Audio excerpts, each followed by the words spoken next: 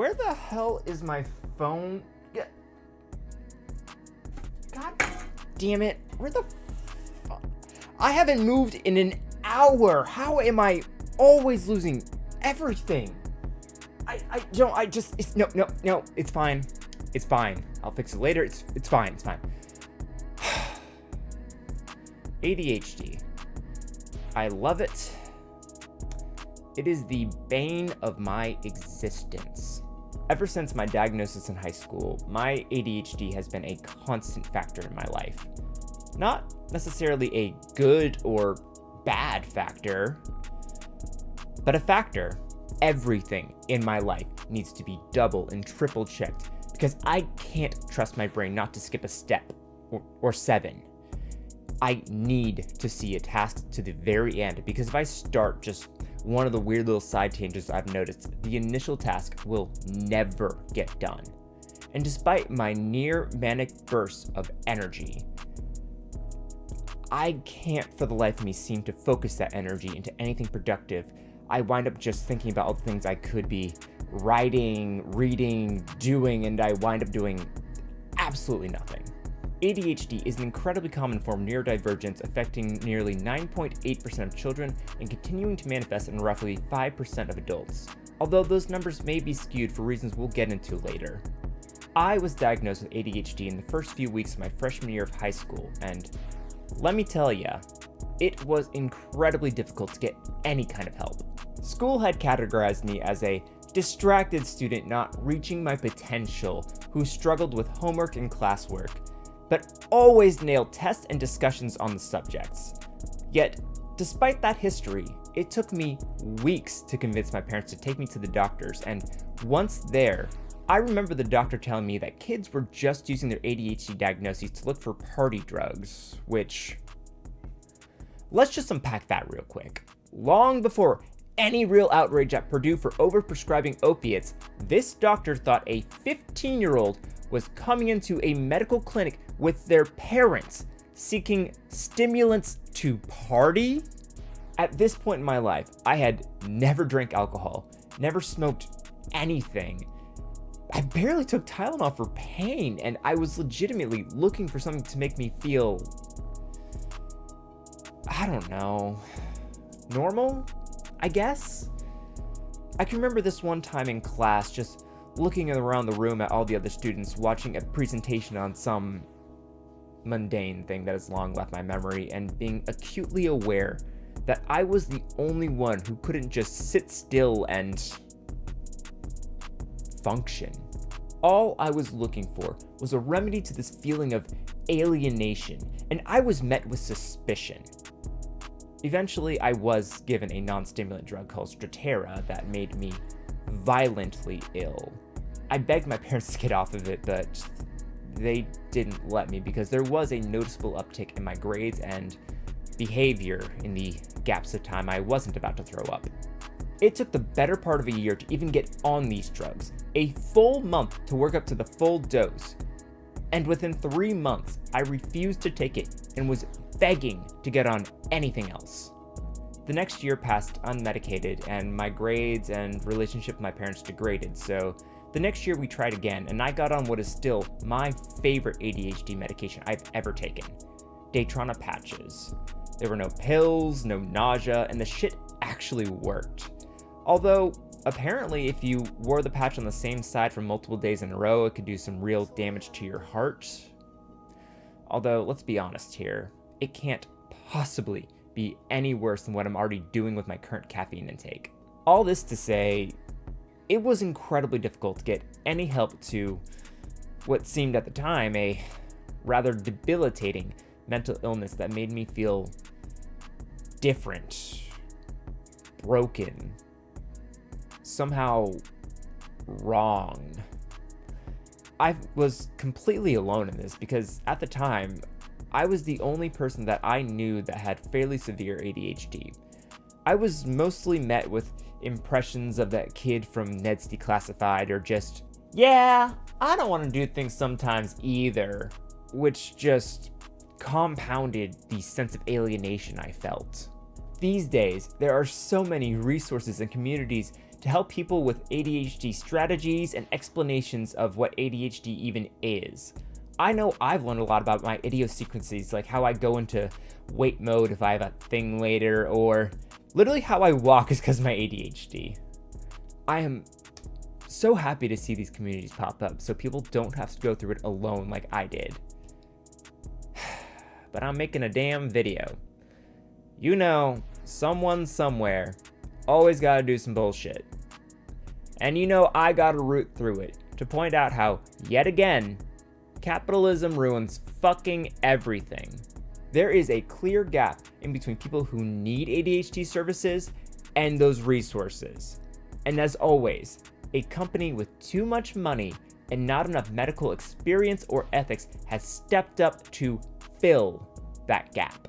For the last couple of months, I've been getting an ad for an ADHD-specific telehealth service done, and I immediately wanted to investigate them. Their use of glossy ads and popular TikTok creators for spokespeople immediately gave me BetterHelp vibes, and those suspicions were confirmed with the first article that wasn't by Dunn itself. Every time I get the weird itch to investigate something, some weird shit pops up. It's my superpower. So buckle in as we investigate another for-profit telehealth service to see how much these services are actually benefiting the communities that they've set out to help.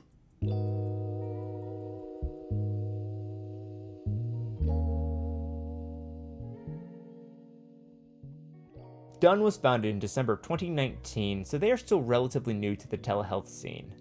Companies like Talkspace, BetterHelp, and Cerebral have all been featured in the news recently, and people are justifiably skeptical of the results they promise.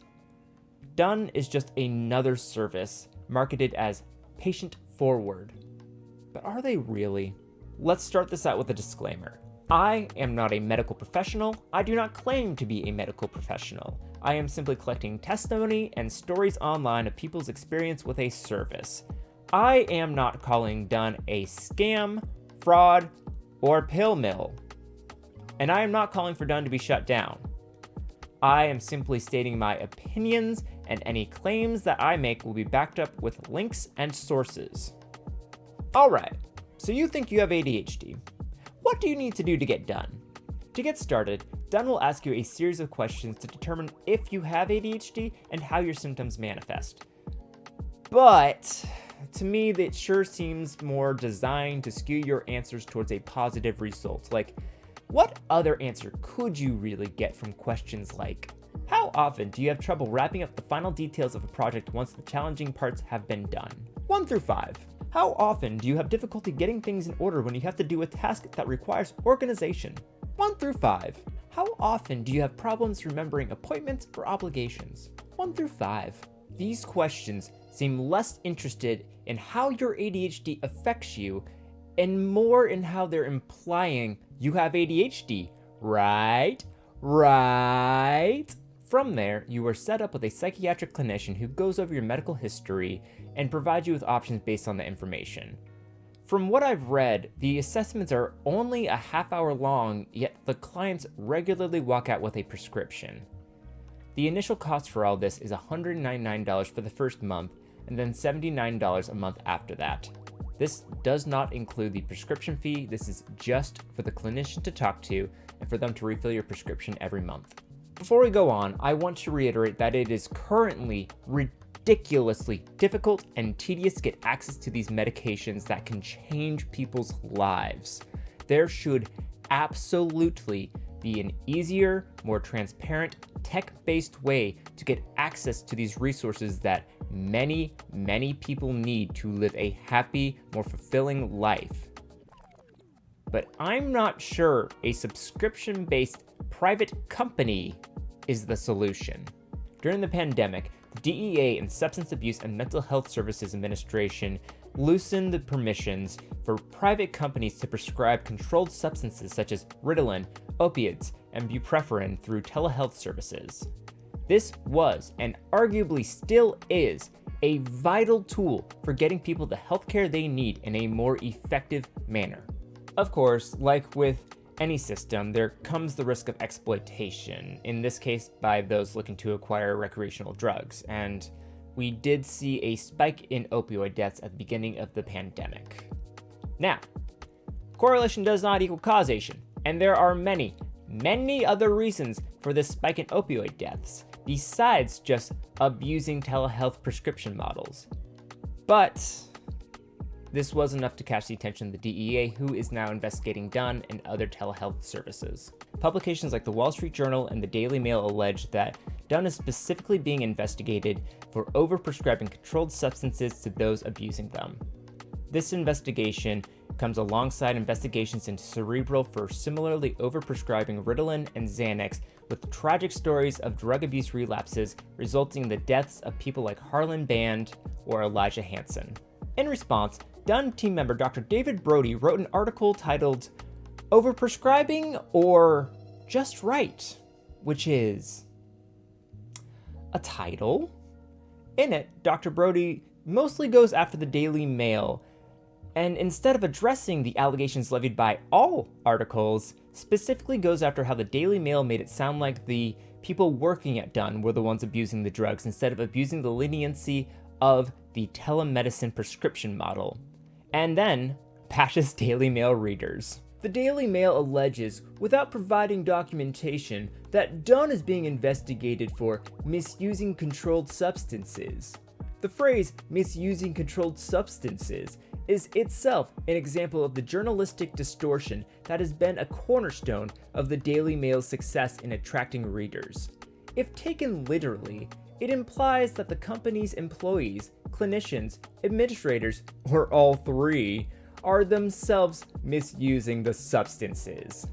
Presumably, the author would claim that she or he meant to write misprescribing and that it was an innocent misuse of language, a misuse not even deserving of an investigation, let alone a fine or jail sentence. However, if such claims of innocence were offered, I, for one, would be somewhat skeptical, as the tabloid she or he is writing for has what can only be described as an egregious record of distortion and sensationalism. It is likely the Daily Mail readership, employing their well-known incisive intelligence, are currently visualizing an entire telepsychiatry company staffed by speed freaks who are enthusiastic about generating fellow addicts in the spirit of the more the merrier, so that patients and corporate staff can get together for the wild parties referred to later in the article, where it is said that Adderall is famously abused as a party drug. Look, I'm no defender of the Daily fucking Mail. If the New York Times is a right-wing rag, the Daily Mail is fascist propaganda. But the fact that anyone with a cursory knowledge of what ADHD feels like, $200 in their bank account, and a spare half hour can get access to these medications that are essential for the lives of people with ADHD seems like a fucking problem.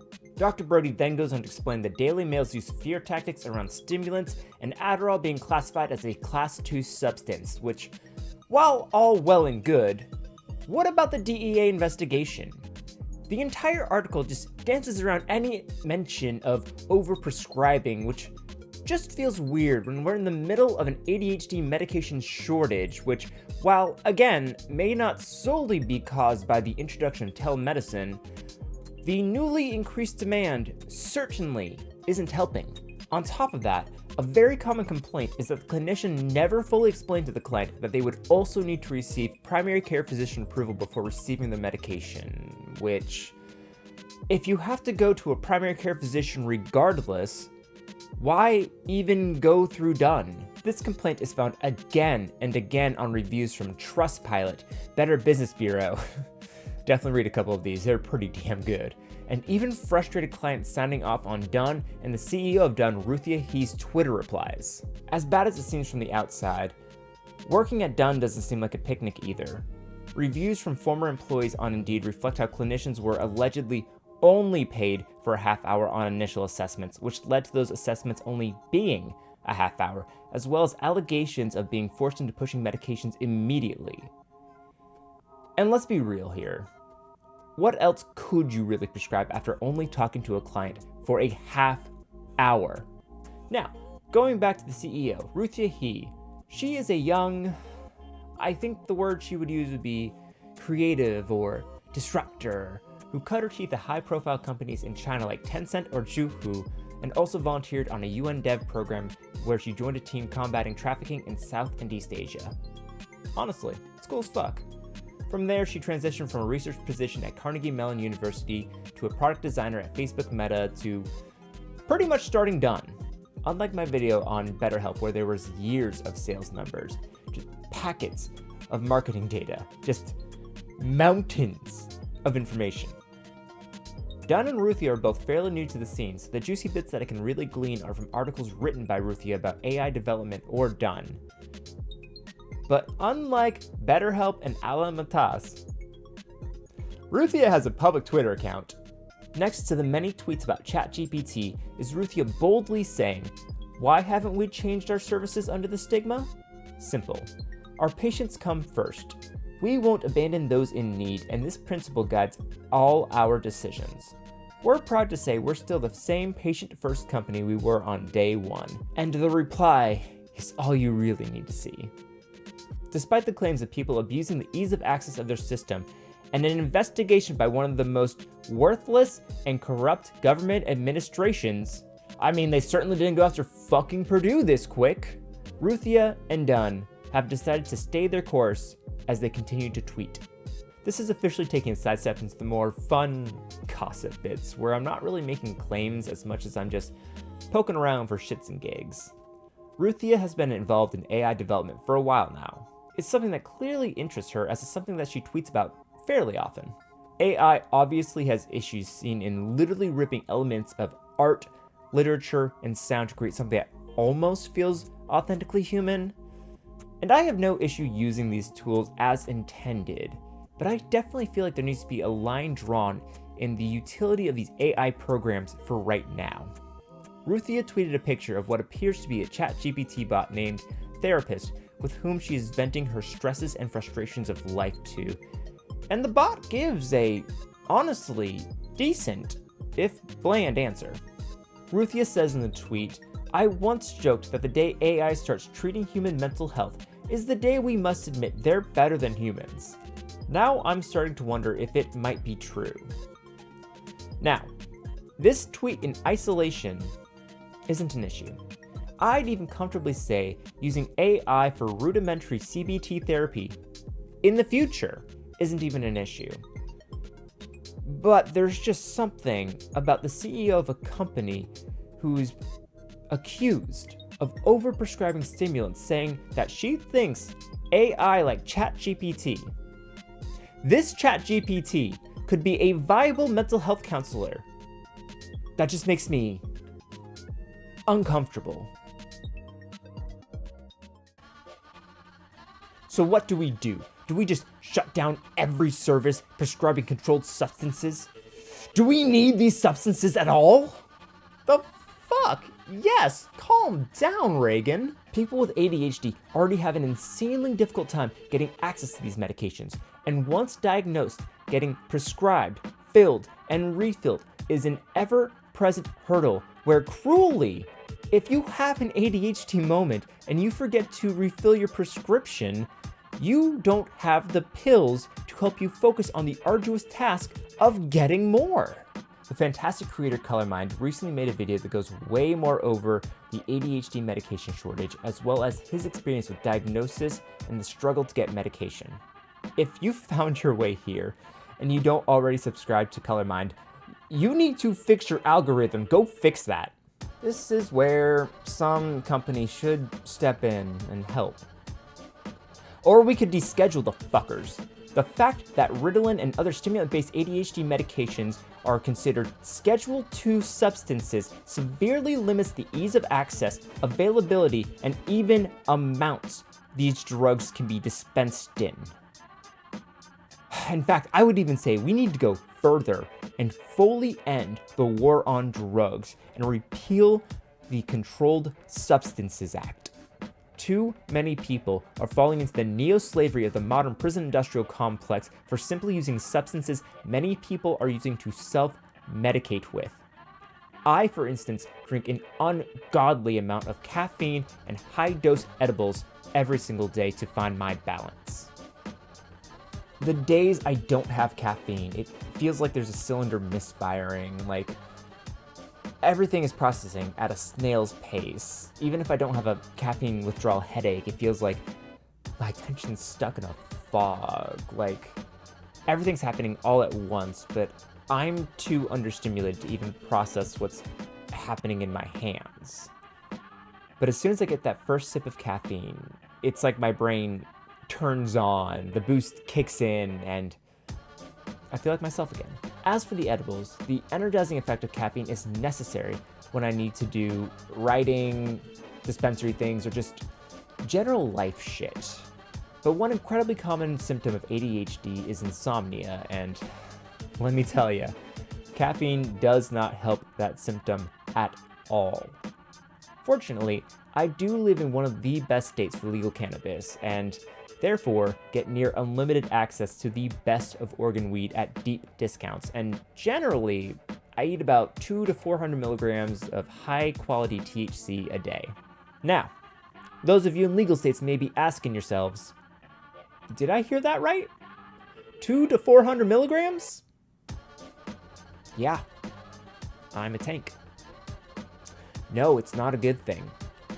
This balance of ups and downs is really not ideal, not monitored by any health expert.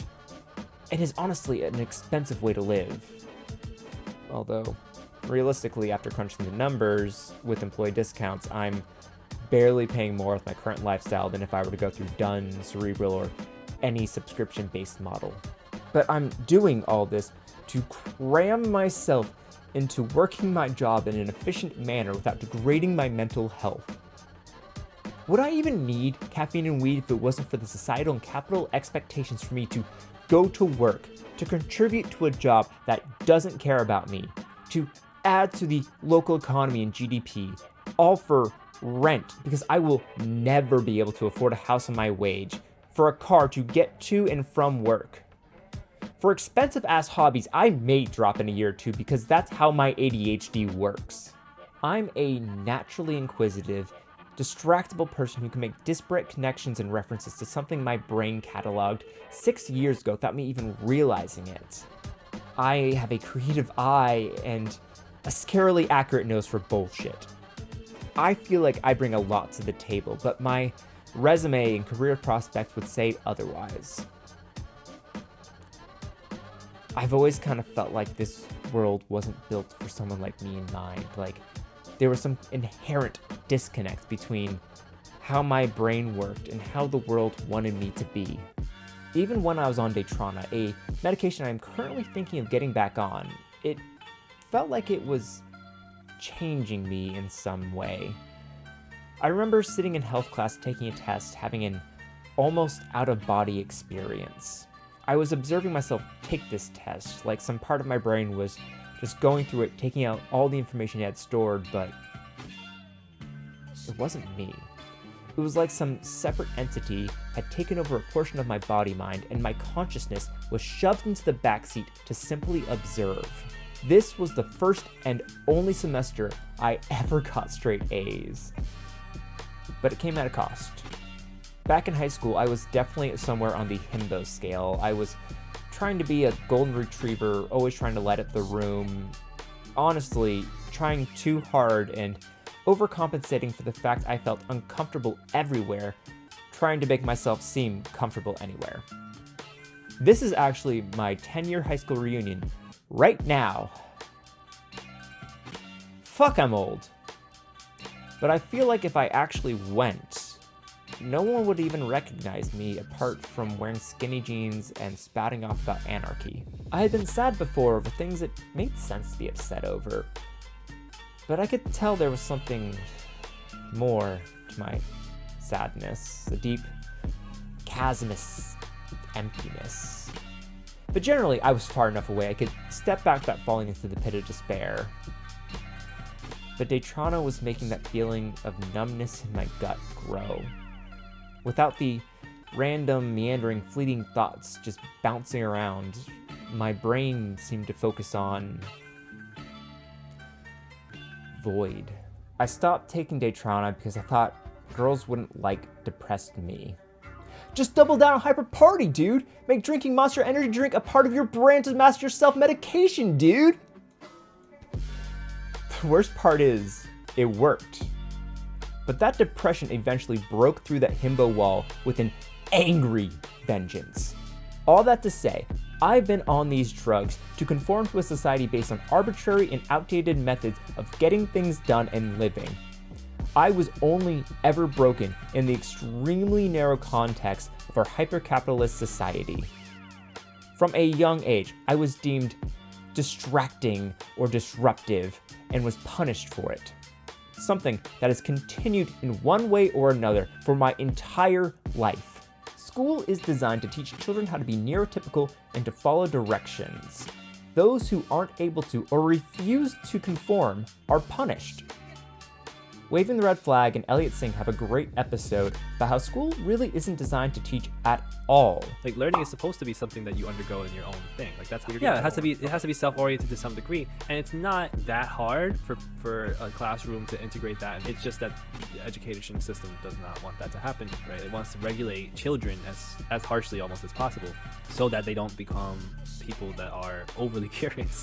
Why do you think it is boring? Like, what are they fucking up?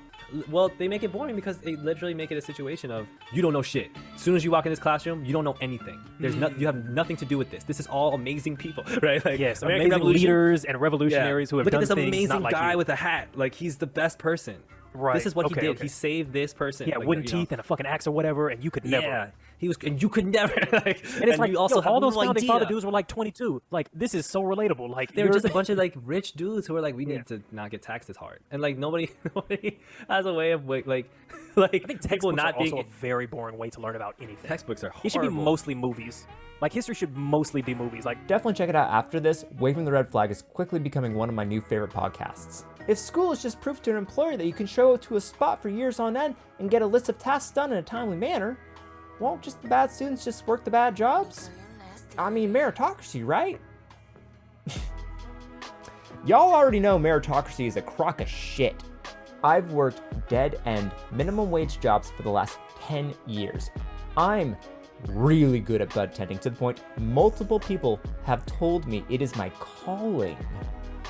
But the only happy period of my recent life has been in between the primary and general elections of last year, where I got a month to just chill, research, and write. My caffeine habit didn't die down at all, but strangely, I definitely smoked less weed. My mental health vastly improved. And despite what Fox pundits would tell you, after 3 days of smoking weed and jerking off, I got bored of that and got to work on some videos I'm really proud of. The truth is, I was never just that distracted student. I was never that broken person destined to work minimum wage jobs the rest of my life. Society had bestowed this disorder onto me. ADHD has become a medicalized issue. Medicalization is a scary word being thrown around a lot lately, but is simply the process of turning what was once seen as human variation into a medical thing. It's neither a good thing or a bad thing, but is simply the first step into further understanding and trying to improve someone's life. Some things are over-medicalized, like how homosexuality was once listed in the DSM but is no longer, or how obesity is now considered a medical issue to be treated with medical procedures and pills, instead of understanding that being fat is a normal and perfectly good body type to have in the spectrum of human variety. Just like how fat people aren't secret skinny people who just aren't applying themselves, people with ADHD aren't neurotypical people who need to work harder or change their brain chemistry. We are all valid humans deserving of love, compassion, and respect. How much of this push for medicating people with ADHD is simply to create new drugs to sell on a new market? That being said, just because I'm an unmedicated mess absolutely does not mean I think no one should take these drugs. There are absolutely benefits to being on medication, and I would never recommend someone do something just because I do or don't do something. I mean, shit. I regularly take 400 milligrams of caffeine and THC. I do not recommend anyone do that.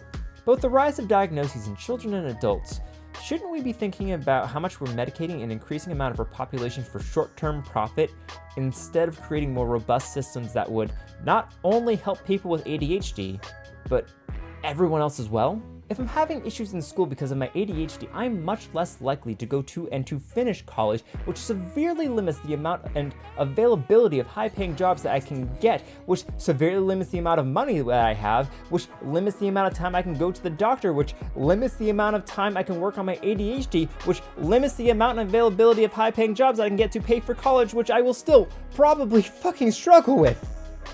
It's a self-perpetuating cycle that could be fixed with minor tweaks to the education, labor, and healthcare system, such as creating a better school system that engages in critical thinking and engaged learning, free access to your doctors regardless of coverage of therapies or practices, and more just broader general changes to how our society operates that are holdovers from a pre-digital age that seem esoteric and archaic to my 3-second attention span, like the DMV, or understanding the unnecessarily bureaucratic process of getting anything notarized.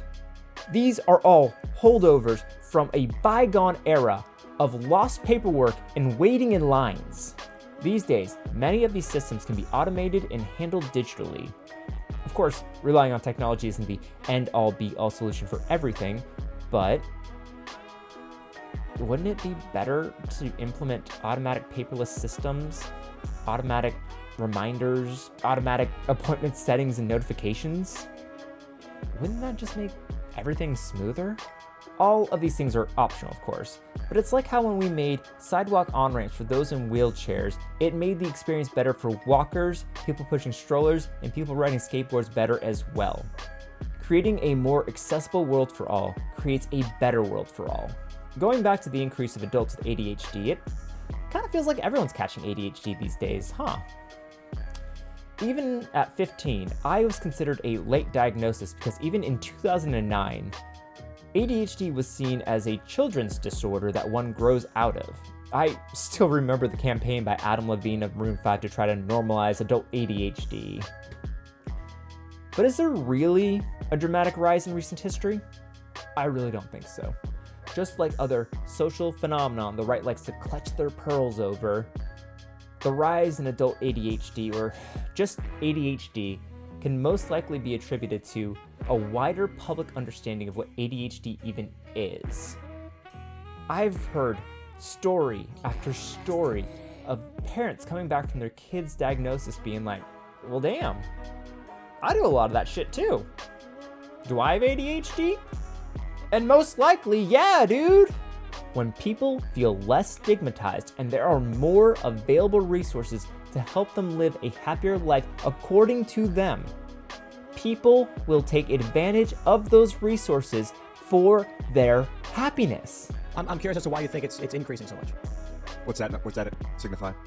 The history of left-handedness. This is the history of left-handedness in the United States. Mm-hmm. Do you see what happens here? It levels out. It goes up and levels out. It used to treat people who were left-handed as satanic, as the devil, all that kind of shit. You remember that, right? And that's why there was a lot of people who didn't record themselves as being left-handed. And then boom, when we stopped doing that after the 1880s and in the 1900s, it spiked. Now this spike isn't because there was a whole bunch of indoctrination, or Alex Jones was like, oh, left-handed ideology, everyone has become left-handed. This has nothing to do with that. This is naturally how many left-handed people there were, and then it plateaued. We are in a situation right now where it is safer than ever for people to come out, and if they're queer, bisexual, whatever it is, and because of that, they feel safer expressing that. That's why Gen Z of all I was concerned there was a transgenocide. There is no real increase in people with ADHD. There are just more people who are aware of themselves and are seeking help.